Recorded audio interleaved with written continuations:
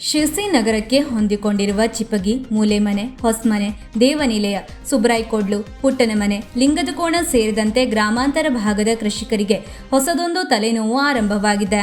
ರೈತರ ತೋಟಕ್ಕೆ ಬಿಟ್ಟಿರುವ ಬೆಟ್ಟದಲ್ಲಿ ಕೆಲ ಪುಂಡ ಪೋಖರಿಗಳು ಬಂದು ಸಾರಾಯಿ ಕುಡಿಯುವುದು, ಗಾಂಜಾ ಸೇವಿಸುವುದು ಸೇರಿದಂತೆ ಅನೇಕ ಅನೈತಿಕ ವ್ಯವಹಾರಗಳನ್ನು ಕಳೆದ ಕೆಲ ವರ್ಷಗಳಿಂದ ಮಾಡುತ್ತಿದ್ದು, ಇದರಿಂದ ಬೇಸತ್ತ ಕೃಷಿಕರು ಊರಿನವರೆಲ್ಲರೂ ಒಟ್ಟಾಗಿ ಸೇರಿ ತಮ್ಮ ಬೆಟ್ಟಕ್ಕೆ ಗೇಟನ್ನು ಹಾಕಿಕೊಂಡಿದ್ದರು.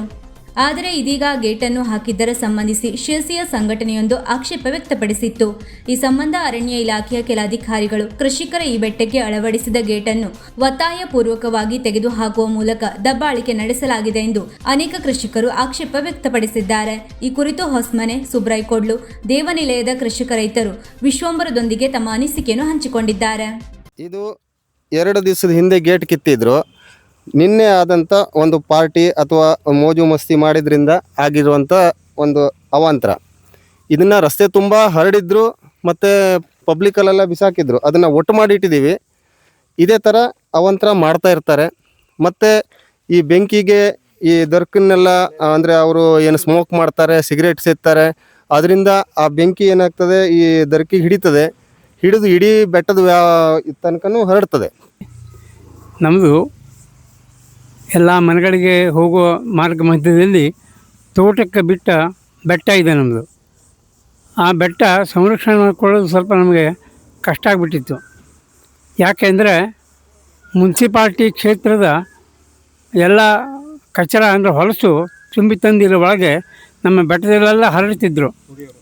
ಆಮೇಲೆ ಎರಡನೇದು ಅಂದರೆ ಈ ಸರಾಯಿ ಕುಡುಕರು ರಾತ್ರಿ ಕಾರಲ್ಲಿ ಬಂದು 2-3 ಕಾರಲ್ಲಿ ಬಂದು 15-20 ಜನ ಹಗಲು ಕೂಡ ಇಲ್ಲಿ ಫೈರ್ ಕ್ಯಾಂಪ್ ಮಾಡೋದು ಮತ್ತು ಅವರು ಕುಡಿಯುವ ಒಂದು ಮೋಜು ಅದೆಲ್ಲ ನಡೀತಾ ಇತ್ತು.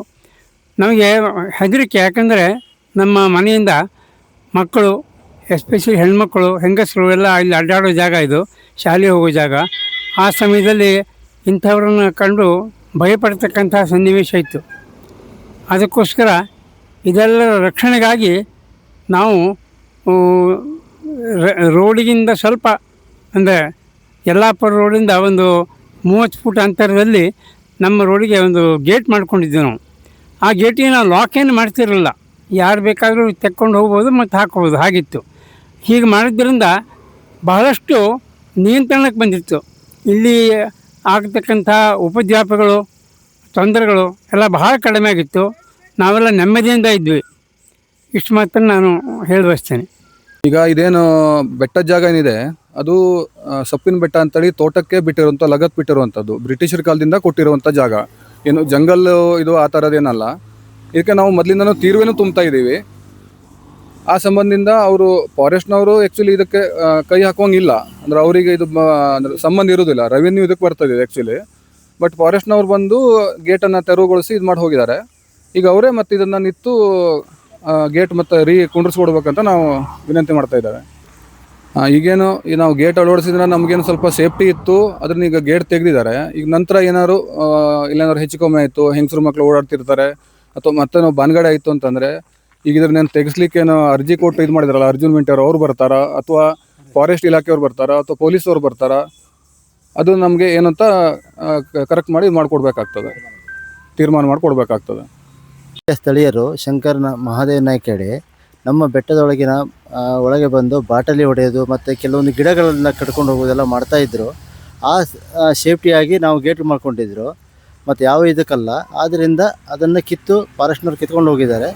ಅದಕ್ಕೆ ಮುಂದೆ ಅವರೇ ಏನಂತ ಜವಾಬ್ದಾರಿ ನಮ್ಮ ಮಾಡಿಕೊಡ್ಬೇಕು. ನಾಗರಾಜ್ ಅಂತ ಇಲ್ಲೇ ಸ್ಥಳೀಯರು. ಇಲ್ಲಿ ಎಷ್ಟೋ ವರ್ಷದಿಂದ ಹೊರಗಡೆಯಿಂದೆಲ್ಲ ಕಸ ತಂದು ಚೆಲ್ಲೋದು ಮತ್ತು ಕುಡಿದು ಮೋಜು ಮಾಡೋದು, ಮಸ್ತಿ ಮಾಡೋದೆಲ್ಲ ಮಾಡ್ತಾ ಇರ್ತಾರೆ. ನಾವು ಎಷ್ಟೋ ಸಾರಿ ಇಲ್ಲಿ ಎನ್ಕ್ವೈರಿಗಂತ ಬಂದು ಕೇಳಿದರೆ ನಮಗೆ ಬೆದರಿಕೆ ಹಾಕಿದ್ದುಂಟು. ನಾವು ಸ್ಥಳೀಯರು ವಿಚಾರಣೆ ಮಾಡಿದವಾಗೆಲ್ಲ ನೀವು ಯಾರು ಹಾಗೆ ಅವಾಚ್ಯ ಶಬ್ದದಿಂದೆಲ್ಲ ಬೈದು ಸಿಕ್ಕಾಪಟ್ಟೆ ಲಪಡ ಎಲ್ಲ ಮಾಡಿದ್ದಿದೆ. ಹಾಗಾಗಿ ನಮಗೆ ಸೇಫ್ಟಿಗಂತ ಗೇಟ್ ಹಾಕ್ಕೊಂಡಿದ್ದೀವರು, ಅದನ್ನು ತೆರವುಗೊಳಿಸ್ಬೇಕಂತ ಆದೇಶ ತಂದಿದ್ದಾರಲ್ಲ. ಹಾಂ, ಈಗ ಅದನ್ನು ತೆರವುಗೊಳಿಸಿ ಮತ್ತೆ ಅದನ್ನು ಮಾಡಬೇಕಂತೇಳಿ ನಾವು ವಿನಂತಿಸ್ಕೊಳ್ತೀನಿ. ಗೇಟ್ ಅಷ್ಟೇ. ವೀಕ್ಷಕ ಮಹಾಪ್ರಭುಗಳೇ, ನಮ್ಮ ಚಾನಲ್ ಅನ್ನು ಸಬ್ಸ್ಕ್ರೈಬ್ ಮಾಡಿ, ಶೇರ್ ಮಾಡಿ, ಪ್ರೋತ್ಸಾಹಿಸಿ.